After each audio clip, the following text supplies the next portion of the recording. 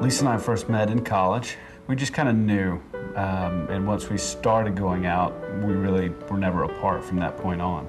A perfect weekend for us was, to get in on 5 o'clock, have dinner, and just play as hard as we could until the kids, fell asleep. Lisa and I first bought insurance right after we got married. It was just one of those things that I believed in, and so we just set up a couple of small whole life policies right after we got married as retirement, really, just to make sure that there was going to be something in case something happened, and then to have a little retirement set aside for us already. Mike and Beth and Lisa and I, we all knew each other back in school.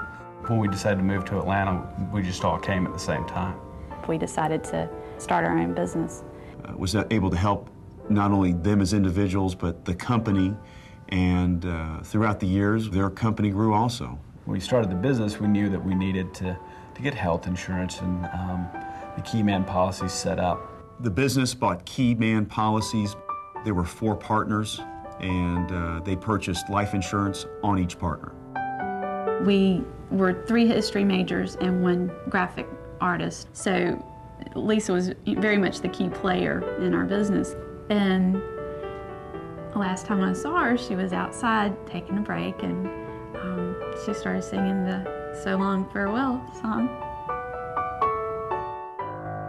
We went and picked Max up from school. Owen was there at the office with us.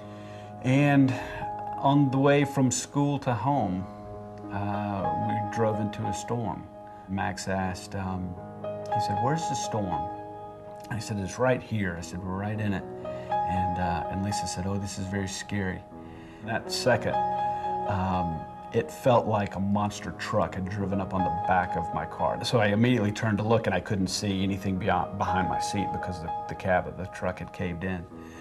And I pushed the sunroof out and looked out from there and turned around immediately to look to see what had happened to the back of the car. Where they were supposed to be, there was a huge tree.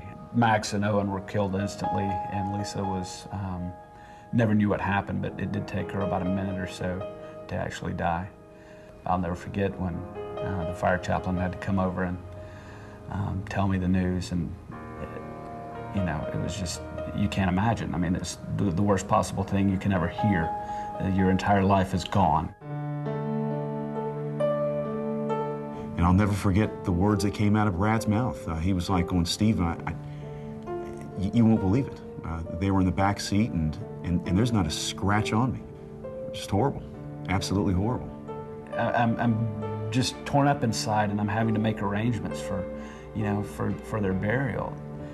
When we were planning the music, that was, I tried to pick some things that would be special to both Lisa and Max. On a personal level, as hard as it was to lose Lisa, we also lost Brad. Business-wise, it was a hard hit because Lisa had so much depth of knowledge, was so great with her clients. With Lisa gone, that's definitely affected the company. She was the president of the company, and both of them were key players in making this business run. You don't realize when you read about an accident in the paper or see it on the news that there are lives that continue after that. Because I had insurance, it's given me the time to let myself heal, to do the things that are necessary for me to find my way, start living again. The hardest thing for me since the accident has been dealing with the loss of hearing them, of seeing them every day, of knowing that I'm not going to get to watch my children grow up. I'm not going to get to grow old with my wife the way that I had planned. Life is absolutely precious. You never know. You never know how long you have.